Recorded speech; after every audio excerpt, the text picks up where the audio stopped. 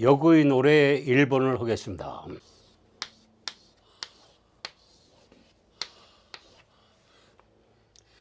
이게 그림에 내가 그림을 잘 못 그리겠습니다. 이거 도마뱀을 그린 건데 이 역자가 도마뱀의 모습이라는 겁니다. 근데 이 도마뱀은 특징이 있는데 이 도마뱀이라는 게 결국 지금 이제 역으로 바뀌어 갖고 이렇게 있던 거 글자가 이렇게 하고 이런 식으로 바뀌었다가 다시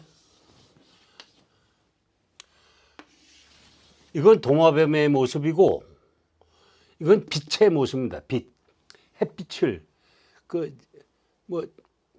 그 경치가 좋다 할 때 그림자 영자 같은 경우도 이렇게 하면 이게 햇빛을 나타내는 겁니다. 높은 건물에 햇빛이 비쳐서 생기는 그림자를 나타낼 때 이걸 쓰는데 이게 그래서 도마뱀과 빛을 그려놓은 이유는 도마뱀이 햇빛을 받으면 색깔이 변합니다. 그러니까 색깔이 변하는 그런 도마뱀이 있었던가 봐요, 옛날에. 그러니까 빛을 받아서 변하는 도마뱀의 모습이 이 과정을 거쳐서 이리로 왔다 하는 게 지금까지 학자들이 밝혀낸 사실입니다. 그래서 이걸 제가 한때는 달과 이거는 해고 이건 달. 이 달의 모습을 이 커졌다 작아졌다 하는 달의 모습을 합쳐서 해와 달이라고도 해석을 합니다. 근데 이제까지 많은 학설 중에 가장 설득력이 있는 거는 갑골문에 그렇게 나오니까 이런 모습으로 나옵니다. 또 거기에 빛이 비치는 게 나오고 이렇게 금문에서 이렇게 바뀌었다가 일로 나오기 때문에 그래서 이 역자의 가장 기본적인 뜻은 색깔이 바뀌는 거, 바뀌다. 색이 바뀌는 건 모습. 그러니까 결국 이제 어려운 말로 하면은 한자 말로 하면 변한다라는 말이 바뀐다. 이게 또 바꾸다.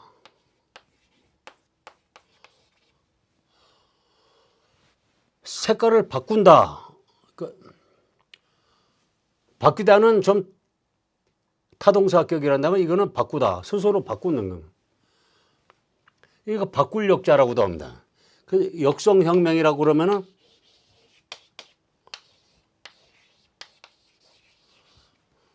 역성혁명이라고 그러는 말이 있는데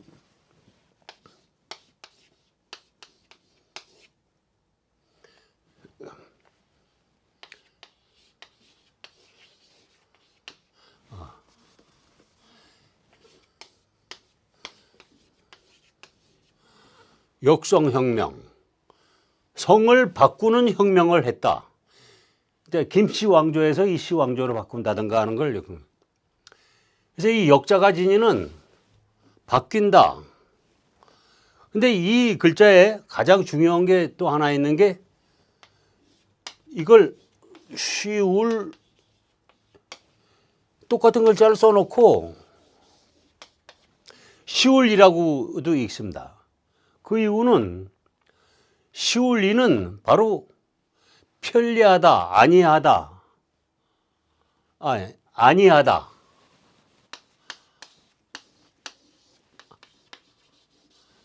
아니하다. 이렇게 편하다, 쉽다 하는 뜻입니다. 근데 바뀐다 하는 거하고 쉽다. 쉽다는 말이 어떻게 글자가 같으냐 이 말이에요. 여기에 이 제가 지금부터 설명하려고 하는 그 역의 비밀이 들어 있습니다. 바뀌는 모습, 이 역의 아주 상징적인 그 두 그림이 그 하나, 둘, 셋, 넷, 다섯, 하나, 둘, 셋, 넷, 다섯. 하나, 둘, 셋, 넷, 다섯. 이게 하도고,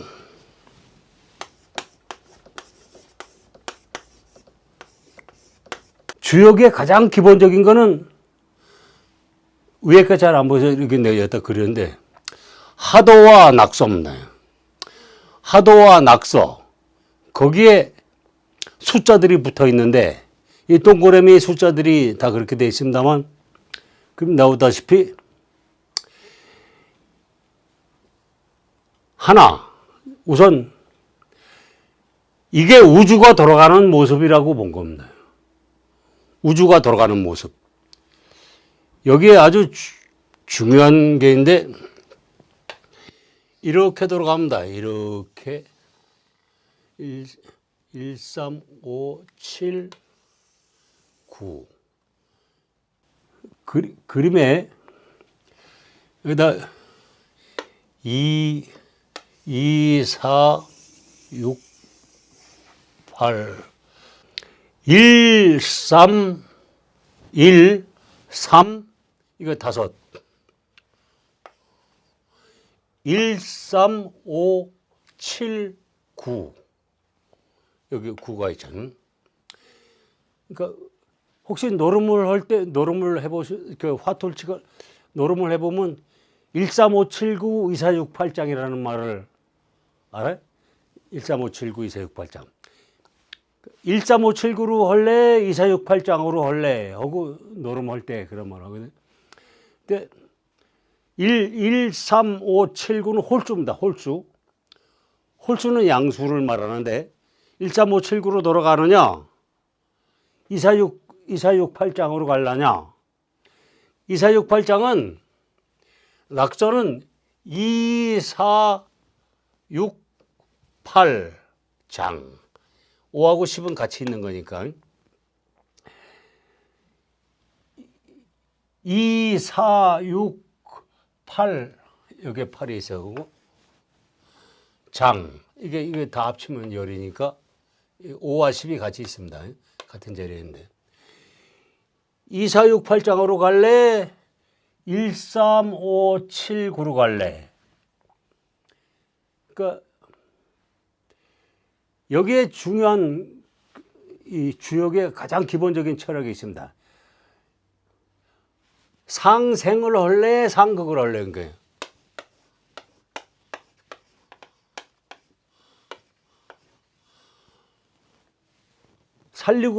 살리고로 갈까? 아니면 서로 잡아먹기로 갈까? 그래서 상극이 된다고 하는데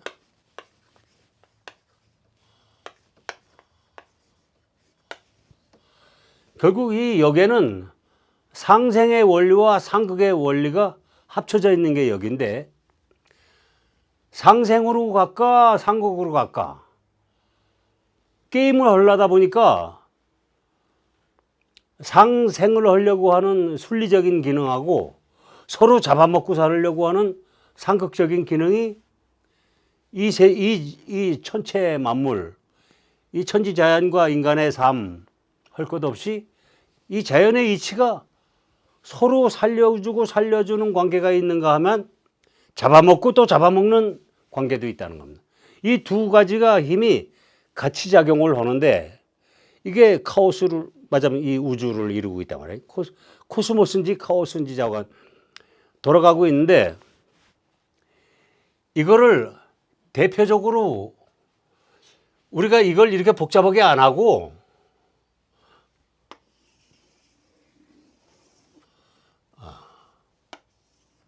태극이 있습니다. 이 태극 마크에 결국 하도 낙서가 다 들어있어요. 여기에 하나, 둘, 셋, 하나, 둘, 셋, 3과 6이 있고 여기에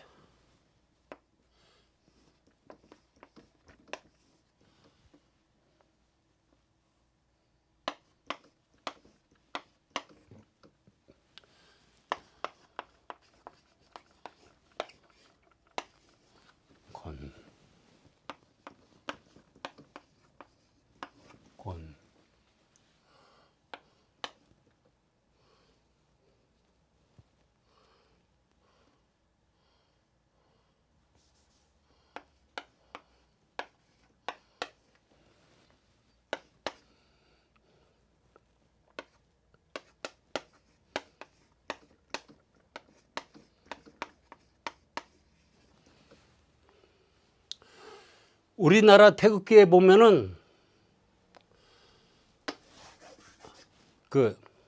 이게 태극기처럼 생겼잖아요. 태극기에 하늘과 땅, 건께 이게 천을 말하고 이거는 지를 말하는 거면 여기에 물수, 불화.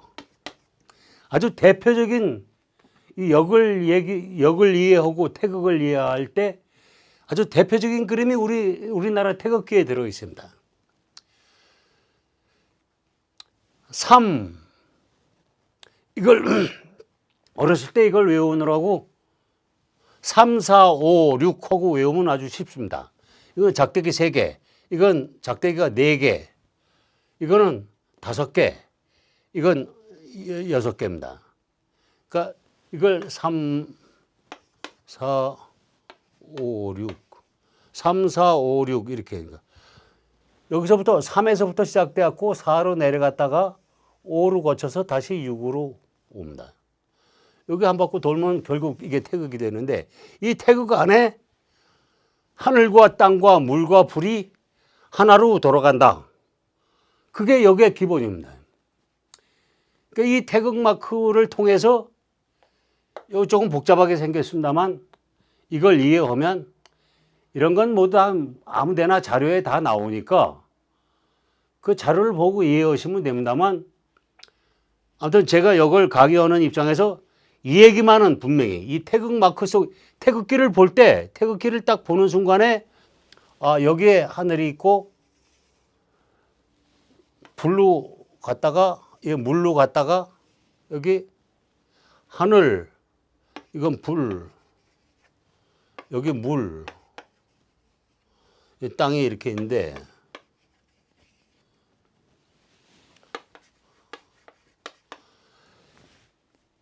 이거 시간이 걸리더라도 제가 이 일을 하는 이유가 있습니다. 이 태극 마크를 보고 하늘과 땅과 물과 불이 보이면 그 하늘과 땅과 물과 불이 이렇게 돌아가고 있구나.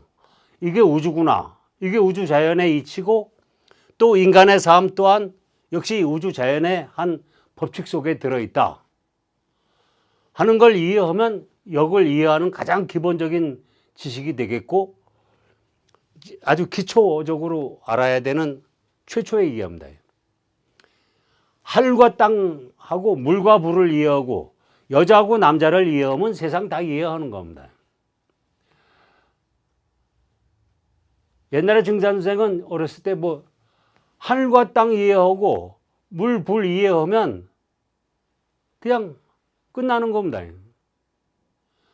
여기에 복잡한 그림들이 있지만 이 태극마크 하나만 똑바로 이해를 해도 우리 조상들이 얼마나 태극기를 우리 조선조 양반들도 기본적으로는 이 주역 같은 거를 알기로 우습게 알았던 사람들입니다.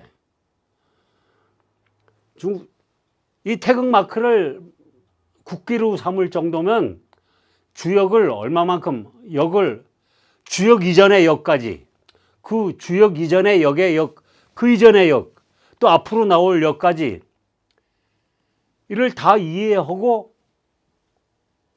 이 태극기를 만들었던 겁니다. 이 태극기 하나에서 여기 보이는 보여야 되고 또 그래야 세상 이치와 자연의 이치 또 남녀 간의 갈등 또 전쟁 이런 것들을 이해하는 힘이 생깁니다. 그래서 그 천지자연의 이치와 세상에 돌아가는 이치를 노래로 만들어 놓은 게 결국 주역 64괴라는 건데 64괴로 들어가기 전에 이 기본적인 걸 굳이 이렇게 이야기를 하는 겁니다. 그래서 여기서 이 구체적인 자료는 그냥 인터넷 뒤져보면 다 아는 거지만 이 역학을 이해하고 주역을 이해하는데 가장 기본적인 하도 낙서와 우리 태극기를 이해함으로써 앞으로 전개될 64개의 노래, 건괴, 곤괴 뭐 이런 것들을 전부 이해하는데 도움이 되라고 이걸 했습니다. 건곤, 이게 하늘천이라고 그러고, 이게 땅을 상징하는 글자를 건을 쓰고, 하늘을 하고 땅을 곤이라고 그랬습니다. 주역에서는 천이라는 단어를 안 쓰고 이제 건이라고 했던 건데, 풀이로 들어가면은 이 천지를 씁니다. 근데 상징적으로 이 건이나 곤 글자를 왜 천을 건이라고 그랬을까? 이 건자는 제가 이게 아침에 해가 떠서 날아가는 모습입니다. 이게 태양이니까 태양이 떠서 날아가는 모습. 그런데 이 태양이 떠서 날아가는데 아주 태양이 떠서 날아가면은 그 밑에 이게 아주 뜨겁고 힘들습니다. 이걸 보통 마를건이라고 그러는데, 마를건. 쓰기는 이거 건조한다 할 때 건자입니다. 근데 이 마를건자를 가지고 이 태양이 날아가는 모습과 동쪽에서 떠서 서쪽으로 날아가는 모습과 아주 힘들게 움직이고 있는 생명체들을 그려놓고 아주 메마른 하늘을 그린 겁니다. 메마른 하늘. 하늘이라는 게 아주 뜨거운 물건이기 때문에 그 뜨거운 해양이 있을 때 사실은 태양빛을 받아서 성장도 하지만 그 태양에 시달리고 기도 합니다. 밤이 되면 좀 쉬었다가 다시 또 태양을 받아들이게 되는데, 태양이 지는, 하늘이 지니는 성격 중에 메마를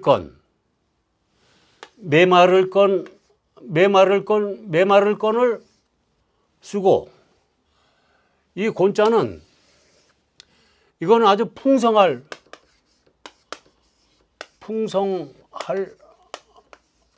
곤입니다. 이게 참 아이러니한 게 이 흑토자, 이 토자를 설명을 좀 할 필요가 있는데, 토자를 지금은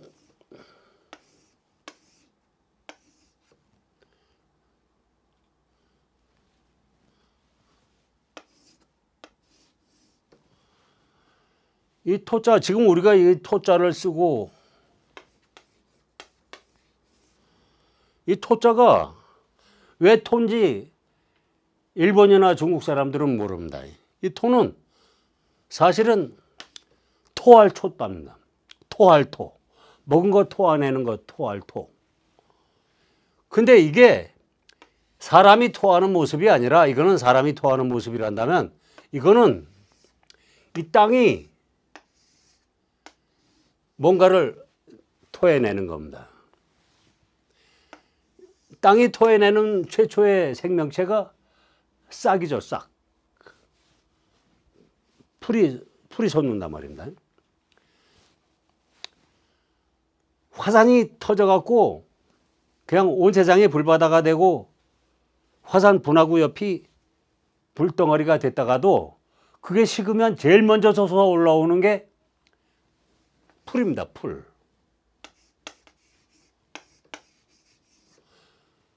화산 폭발이 난 자리에서 풀들이 솟아 올라오는데, 그 풀이 처음 올라올 땐 땅에서 땅을 이렇게 뚫고 올라옵니다. 뚫고 올라와서 싹을 피고 점점 이렇게 자라게 되는데, 이걸 토한다 하는 우리말에 이 글자를 전부 중국이나 일본 학자들은 이걸 흙덩어리를 그렸다고 그랬어요. 그래서 흙이다, 흙토다. 흙토자다. 이걸 흙토자다.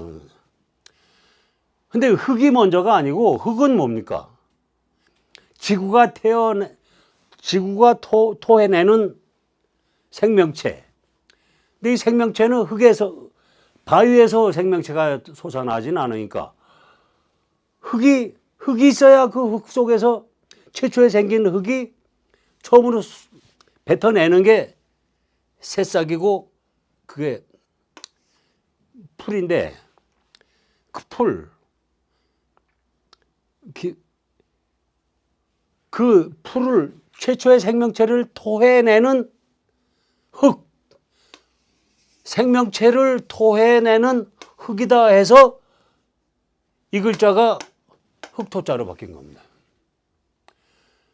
그러니까 이 흙토자가 흙덩어리를 그린 게 아니고 이건 중국이나 일본 학자들은 이걸 알 수가 없었던 거예요. 근데 이건 사실은 지구 중에서도 특히 흙이 토해내는 생명체의 모습을 그려놓고 이게 약자로 바뀌어서 이걸